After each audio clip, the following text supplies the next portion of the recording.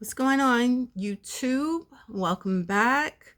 I'm here with a quick BBL update, just to let you guys know where I am right now in the process of, preparing for my BBL. Before we get started, just to let you guys know, I'm going to be giving you guys some quick tips as far as what I've done to get ready.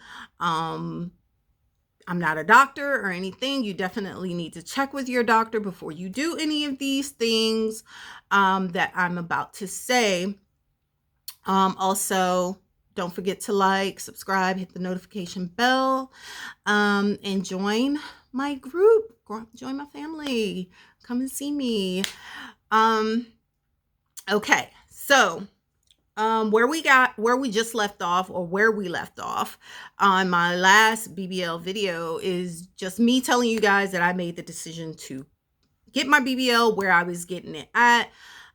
Just to, remind you, or if you haven't seen a previous video, then I will be having surgery in January at New Life Plastic Surgery down in Miami. Okay, so a couple of things have changed since I last recorded. So my BBL was originally scheduled for January 4th, I believe, with Dr. Simmons. Okay, guys, look, listen to me, okay? Before you do your booking or sign up to have your surgery and everything like that, let me tell you, a lot of people say, do your research. Definitely do your research. Know who you want to go with and feel comfortable in your decision. Okay? If you choose a doctor after your research and you feel good about this doctor, please understand that if you go into any groups, okay, there are a lot of surgery groups that people will tell you to go ahead and join. Before you go into any of those groups, understand this. These groups work just like Yelp or any type of review. If people are satisfied with their results, they may share, they may not take the time to share. But you better believe that if people are not happy with their results, they will share. So a lot of these groups are peppered with girls or guys who are not happy with their results. And if you spend a lot of time in these groups and all you see are people complaining about the doctor that you may have chosen, understand that they may not be the majority. Okay, they may not be the ones who had good results and everything like that, and the people who had good results may just be happy with their results and don't feel compelled to share that. So you have to take this and understand that you're going to see a lot of bashing in here, and it may deter you from your original pick. Now, with that being said, when I booked my surgery, I had done my research and I felt comfortable going with Dr. Simmons at New Life. I went with him because he was triple board certified. He didn't have any malpractice against him or anything. And I could see on Instagram his results, and I liked his results as far as working with women with my body type. Okay. Being, I'm a lot curvier. I'm a lot, bigger. I'm, plus size female. And so I felt like he could give me the results that I wanted because he worked with women like that. Then I joined a Facebook surgery group. And these girls were coming for my doctor. It was just post after post after post of women complaining about Dr. Simmons and their results and not liking them. And so I started to panic, right? Even though I had done the research, I started to panic and think that maybe I chose the wrong doctor. And so I called my coordinator, reached out to her and asked her if I could switch doctors. And she was just like, okay, who do you want to switch to? And I said, Dr. Cannon, because at the time he was fairly new, but the dolls that were posting about him had pretty much nothing but good things to say. I didn't take into account that there weren't a whole lot of dolls who had Dr. Cannon as opposed to Dr. Simmons. So I went ahead and switched to Dr. Cannon. And so, she went ahead and she made the switch from Dr. Simmons to Dr. Cannon. And honestly, I didn't feel that great about my decision to switch. Once I sat back and really thought about it, I kind of regretted the fact that I switched because I had done the research and I did feel good about Dr. Simmons when I originally booked, and I let these girls get into my head. So just, be aware that that can happen if you spend too much time in these surgery groups. So then, had a little setback and felt like it may be more beneficial to push my surgery back a few weeks just so that I can make sure that I had enough money saved for the surgery, because that you're going to have to pay for additional things. You know what I mean? You have your supplies that you have to get ahead of time. You don't know what kind of fees you're going to have to pay when you get there. You have to pay for your hotel and all of these other factors come in. So you definitely want to have as much money saved as possible. And so I just felt like, I would be cutting it too close if I didn't push it back. So I pushed my surgery back to the end of January. So it's going to be on the 29th now. Which also meant that I would take less time off from work because my pre-op would be Thursday, my surgery would be Friday, and then I would have the whole weekend in Miami, and I would be better with my vacation time and stuff from work. So that's why I switched my dates. So anyway, they cleaned up the surgery group because they recognized that a lot of women were bashing Dr. Simmons and everything like that. So they started to request that more women who had good results post their results. So then we started seeing a more like a bigger influx of women posting from Dr. Simmons who were happy with their result. And that made me feel even shittier because now I'm like, dang, now what I said was right and what I thought was right. And I should have stayed with Dr. Simmons. But at this point, I don't want to call my coordinator back and be like, hey, can you switch me back to Dr. Simmons? So I'm kind of like, stuck riding it out or whatever. I don't know. I might call her back and see if it's possible to switch back to Dr. Simmons. I don't know.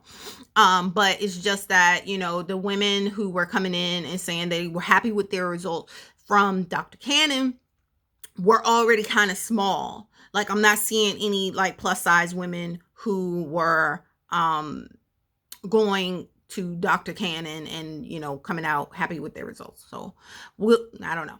We'll see. So aside from that, the whole scheduling and everything like that, I do want to say that I've seen a lot of girls complaining about their coordinators, basically not getting any responses from them and everything like that. My coordinator has been pretty good. She's as good as I would have expected her to be. Yes, I may have to reach out to her a couple of times. She gave me her personal cell phone number so I could text her. So she has been pretty good as far as I'm concerned. You have to understand that they're dealing with multiple surgeries a day. These people are constantly busy. So I don't expect to be at the top of their priority list every time that I reach out to them. I understand that they get busy. So I have a little bit more patience. But if it's something that I really want to know, then I text her and email her. Basically, I'm the squeaky wheel. So if I want something, I'm going to bother you until I get it. And that's how I am. And I don't really, I don't really sit around and wait for people to get back to me. So anyway, that's been good. Now, as far as preparation, let me tell y'all something. I have watched hundreds of BBL videos over the, years, just prepping myself and trying to get into the mental space to deal with this surgery.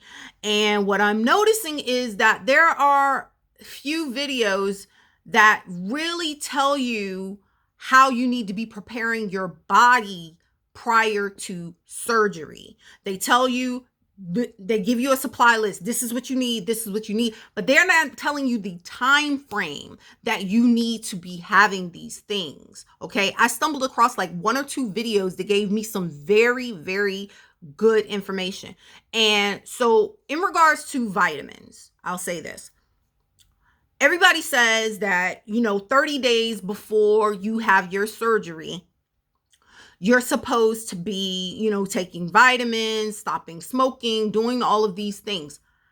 But you have to get your labs done like 2 weeks before your surgery. So if you're taking vitamins 30 days before your surgery, you really only have 2 weeks of those vitamins kicking in before you have to go and do your labs.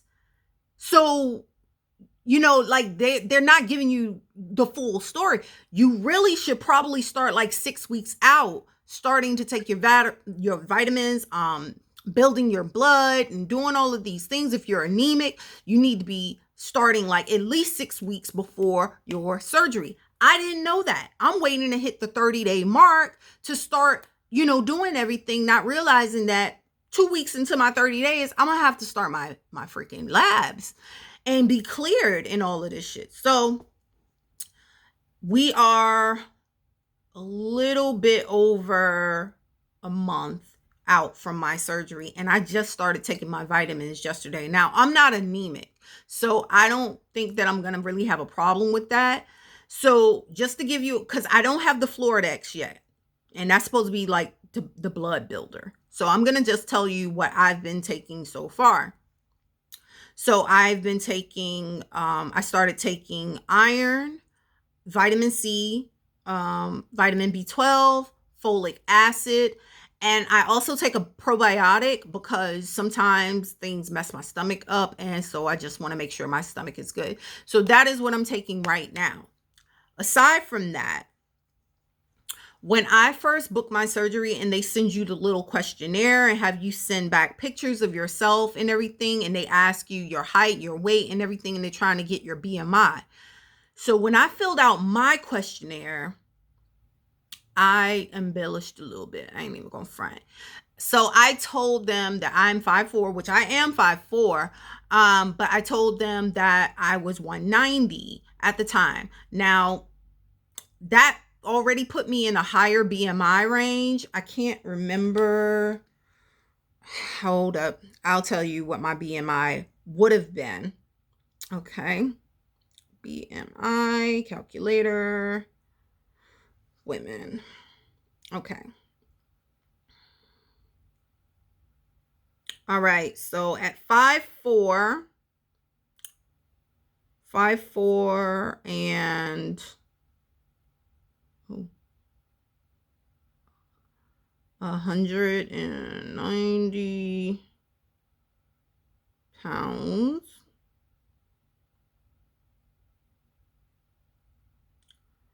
Would have had me at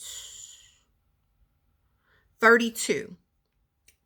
So to my knowledge, they want you to be, I think, no higher than 33 or 34. I can't remember. So that I would have just got in there at 190. However, when I did that questionnaire, I actually was 198. So, but I did that. I did my questionnaire back in October. Okay. So I knew that I was going to have to lose weight prior to my surgery, or prior to me even like doing my labs and stuff like that. And I really didn't get on the ball until about 3 or so weeks ago. And so let me tell you what I did. So it's funny how this whole thing coincided with one another, but I had just got into juicing. Okay. My best friend told me about it. I was like, blah, but I felt like I was under a lot of stress, and I already deal with anxiety disorder. So I felt like I'll try it to see if it helps me feel better. And so I tried a juice, and I actually did feel better. So I was like, okay, well, I will start to juice. And, went out there, bought me a cheap little juicer. It was like $20 because I didn't know what I was doing. So I didn't want to spend a whole bunch of money on it. And so I got me like a cheap little juicer and went on Pinterest, got a bunch of juicing recipes and stuff like that. And I just started to juice, and I would drink like one juice a day or something like that. So, and it just so happened that during that time frame, I went to see my primary care doctor, and I was telling him that I was having a hard time focusing at work because I'm working from home. I can't stay on task. I'm not being very productive. And so he gave me a test to see if I had ADHD. Come to find out I did, but I already knew that. I just never been diagnosed. So he gave me Adderall. Now, not saying to go and tell your doctor that you have issues and get Adderall or anything. I'm just saying that this is what happened to me. So anyway, he prescribed me the Adderall, and Adderall can make you lose weight because I think it really does suppress your appetite. Okay. So started taking the Adderall. All the while I'm juicing, and I was intermittent fasting, but not really by choice because I'm not a big morning person in the first place. So I rarely eat in the morning anyway. So I figured, why not intermittent fast? Because, I don't really eat in the morning anyway. So I was already intermittent fasting. I started to juice, and then this Adderall kicked in. So within 3 weeks, I lost 10 pounds. Okay. So, just to let you know, like, see, I had my juice today. I made this last night. This has carrot, celery, green apple, ginger, lemon, and golden beets. I didn't like the red beets because they stained my counter, and I ain't like that. They stain everything basically. So if you have golden beets at yours, I would highly recommend that instead of the red beets. But anyway, so I've been steadily losing weight for the last like 3 weeks. So I'm actually now at the weight that I told them that I was, or actually a little bit lower than the weight that I told them that I was. And so by the time that my surgery gets here, I'm pretty sure I'm going to be well under where I need to be, which is good. So if you need to lose weight or whatever, juicing, I say, in itself is a good way to go to lose some weight. Boom. All right, so aside from that, I have started to waist train, and let me show you guys. So I have this on. You can see my pooch and everything, but this is what I've started to do, because once I start to lose weight tends to fall off of places that I don't really want it to fall off of, and it'll stay in places that I want it to leave. And so I started to try, since I saw that I was losing the weight, to try to help it decide where to leave, I guess. So that's why I started just daily, wearing a waist trainer for, a few hours out of the day to help my, waist go down shrink and everything like that, because I didn't want to have a whole bunch of loose skin after I got my lipo.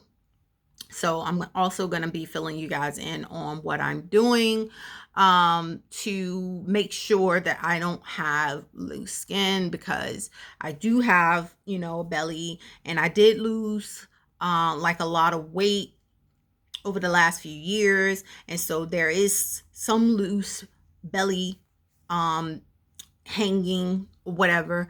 And I've seen like not a lot of videos that show that. I definitely see videos where girls have like a stomach, but it's very clear that their stomach, the skin is still very taut around their belly. And so you can anticipate that once they get the lipo, that their belly is going to go back into its natural shape. I don't see a lot of women who have obvious stretched out belly, and what they do to maximize their results after they get lipo on their stomach.